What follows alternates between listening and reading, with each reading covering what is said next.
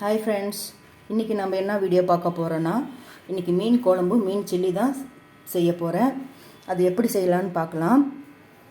இப்போது இது வந்து 1 கிலோ பாறை மீன் எடுத்திருக்கேன். அது சில்லியாட்டை வெட்டி கொடுங்க அப்படின்னு சொல்லியிருக்கேன். சின்ன சின்னதாக வாங்கிப்போம். நான் சின்ன சின்னதாக சில்லி மாதிரி போடணும் அப்படின்னு சொல்லி சின்னதாக வெட்டி வாங்கிட்டேன். இப்போ அதுக்கு தேவையான மஞ்சத்தூள் போட்டிருக்கேன். இப்போ தேவையான மிளகாத்தூள் போட்டுக்கலாம். உங்களுக்கு எவ்வளோ காரம் வேணுமோ அந்த அளவுக்கு போட்டுக்கோங்க. நான் 1 டேபிள் ஸ்பூன் கணக்கு போடுறேன். ஏன்னா மீன் பொறுத்த வரைக்கும் காரம் உரைக்காது.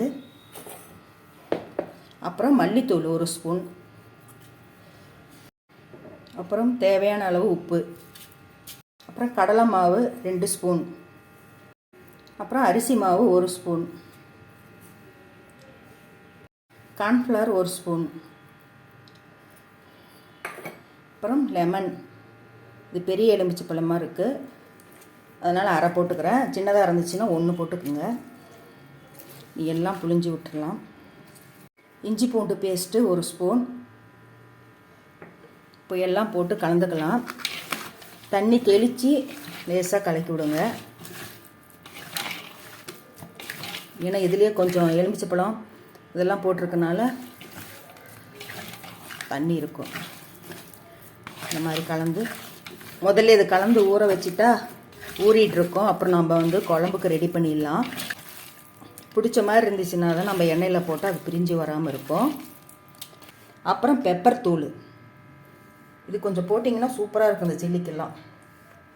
அவ்வளோதான் பாருங்கள், மாவு கரெக்டாக இருக்குது. எல்லாம் போட்டதெல்லாம் நம்ம தண்ணி தான் கொஞ்சம் ஊற்றி பேசுகிறேன்.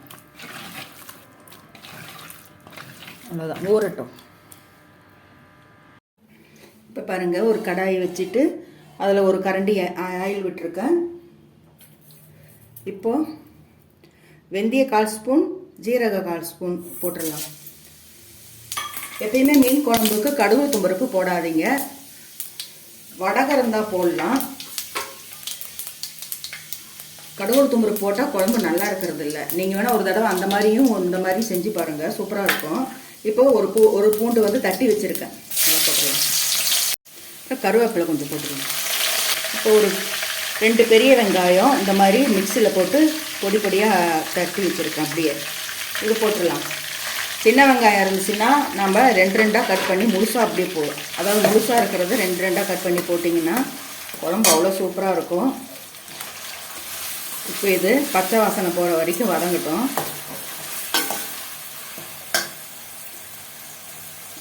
நான் இன்றைக்கி சாலை மீன் தான் வாங்கியிருக்கேன். எங்கள் ஊரில் இது மத்தின்னு சொல்லுவாங்க. மத்தி, மற்ற ஊரில் சாலை மீன் சொல்கிறாங்க. இதுதான் இப்போ குழம்பு வைக்க போகிறேன். இது உடம்புக்கு அவ்வளோ நல்லதுன்னு சொல்கிறாங்க. கடல் மீன் இது. மீன் குழம்பு பல வகை இருக்குது. நம்ம ஏற்கனவே மீன் குழம்புலாம் போட்டிருக்கிறோம். அதை அரைச்சி விட்டு செய்கிறது. அரைச்சி விட்டு செய்கிறத விட இந்த மாதிரி வெங்காய தக்காளி வணக்கி செய்கிறது நல்லாயிருக்கும். அது எல்லாம் வெங்காய தக்காளி வணக்கிட்டு நம்ம செய்வோம். இது பச்சையாக போடுறது. இது கொஞ்சம் பச்சை வாசனைலாம் போகட்டும். இப்போ பாருங்கள், வெங்காயம் கொஞ்சம் வதக்கிடுச்சு. இப்போ தக்காளி 2 தக்காளி அடித்து வச்சுருக்கேன், அதையும் போட்டுடலாம். எல்லாம் பச்சை வாசனை போகிற வரைக்கும் வதங்கட்டும்.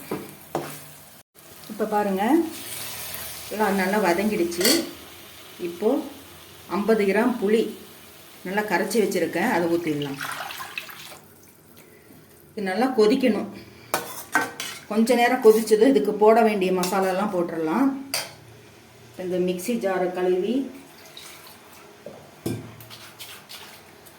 இந்த அரைச்சமில்ல தக்காளி வெங்காயம் அதையும் எல்லாம் சேர்த்து ஊற்றிடலாம். கொஞ்ச நேரம் கொதிக்கட்டும். அதுக்கு அப்புறம் இது என்னென்ன மசாலா போடலான்ட்டு பார்க்கலாம். இப்போது மஞ்சத்தூள் போட்டுக்கலாம். அப்புறம் மிளகாத்தூள் காரத்துக்கு தகுந்த மாதிரி போடுங்க. மீன் குழம்பு கொஞ்சம் சேர்த்தியே போடலாம், ஏன்னா உரைக்கவே மாட்டேங்குது.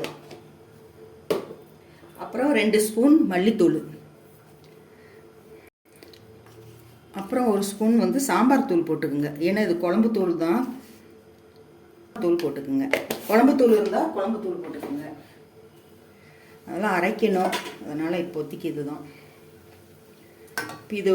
இது மட்டும்தான் போட்டாச்சு. இப்போ உப்பு போட்டுடலாம். தேவையான அளவு உப்பு. கொஞ்சம் கெட்டியாகிற வரைக்கும் கொதிக்கட்டும். இப்போ இந்த அளவுக்கு கெட்டியாகிடுச்சு. இப்போ மீன் போட்டுக்கலாம். உப்பெல்லாம் சரி பார்த்துக்குங்க. இது வந்து மத்தி மீன். இது வந்து ரொம்ப நேரம் கொதிக்கவே கூடாது. போட்டுட்டு அப்படியே ஆஃப் பண்ணிட வேண்டியதுதான். குழம்பு கொஞ்சம் கெட்டியாக இருந்த மாதிரி இருந்தாலும் மீன் போட்டதுமே கொஞ்சம் தண்ணி விடுற மாதிரி இருக்கும்.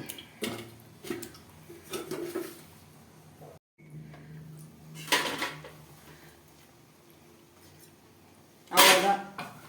இது வந்து நான் அடுப்பு ஆஃப் பண்ணிடுறேன்.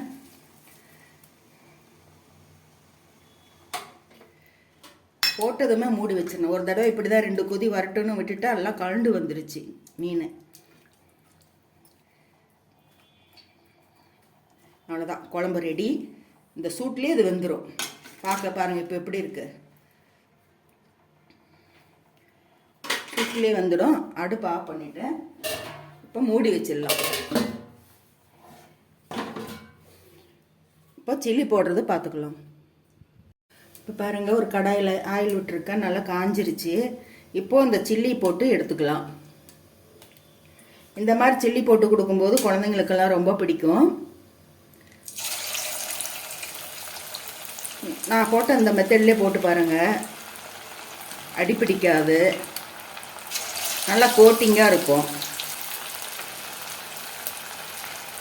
எங்கள் வீட்டு பக்கத்தில் ஒரு மீன் கடை ரொம்ப ஃபேமஸ். அவங்க வந்து இப்படி தான் போடுவாங்க.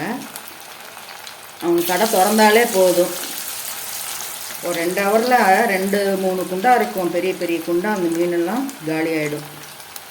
அந்தளவுக்கு வியாபாரம் நடக்கும். நல்லாயிருக்கும். கொஞ்சம் நேரம் வேகட்டும். இப்பயே கிண்ட வேண்டாம். இப்போ பாருங்கள், ஒரு சின்ன கம்பி மாதிரி இருந்துச்சுன்னா இப்படி எடுத்து விடுங்க. அப்போ தான் கரெக்ட். நல்லா கலந்து விட்டுருங்க ஒரு தடவை. பாருங்கள், மசாலா போட்டு சூப்பராக இருக்கும். இப்படி மொறுன்னு இருக்கும் மீன். ரவுண்டாக போட்டு கொடுக்குறத விட இந்த மாதிரி செஞ்சு கொடுத்தீங்கன்னா எல்லாருக்கும் ரொம்ப பிடிக்குது. அந்த மீன் டேஸ்ட்டும் மாறிடுது. சில்லிங்க போடும்போது சில்லி மாதிரியே இருக்கும். முள்ளே கிடைக்காது. அது ஒரு பெனிஃபிட்டு. முழுசாக சாப்பிட்டாலும் முள் இருக்கிற மாதிரி இருக்கும். இந்த மாதிரி சில்லி போட்டுட்டிங்கன்னா அதில் முள் இருக்கிற மாதிரியே தெரியாது. பாருங்கள், கீழே ஒட்டாமல் வந்துருக்கு பாருங்கள். அந்த மாவு, அரிசி மாவு, கடலை மாவுலாம் போடுறோம் இல்லைங்களா, அதில் தான் விஷயமே இருக்குது. கடையிலலாம் இந்த மாதிரி தான் சில்லி போட்டு தராங்க. நாம் நினைப்போம், நம்ம வீட்டில் போட்டால் மட்டும் போய் அடியில் பிடிச்சிக்குது, இது எப்படி இவ்வளோ அழகாக வருது அப்படின்னு நினைப்போம். இந்த மெத்தடில் தான் அவங்க செய்கிறாங்க. அவ்வளோதான். இது எல்லாமே போட்டு எடுத்துக்கலாம். மீன் பாருங்கள் ரெடி ஆகிடுச்சு. நல்லா மொறுன்னு இருக்கும். இது வந்து ரொம்ப நேரம் ஆனாலும் மீன் வந்து கிறிஸ்பியாக இருக்கும். பார்க்குறதுக்கு சாப்பிட்றதுக்கும் நல்லா இருக்கும். பார்த்தாலே தெரியும் உங்களுக்கு. இப்போ ரெடி ஆகிடுச்சு. நம்ம எல்லாம் சில்லி ரெடி. இந்த வீடியோ பிடிச்சிருந்துச்சுன்னா ஒரு லைக் பண்ணுங்கள், கமெண்ட் பண்ணுங்கள். மீண்டும் உங்களை அடுத்த வீடியோவில் சந்திக்கின்றேன். பாய்.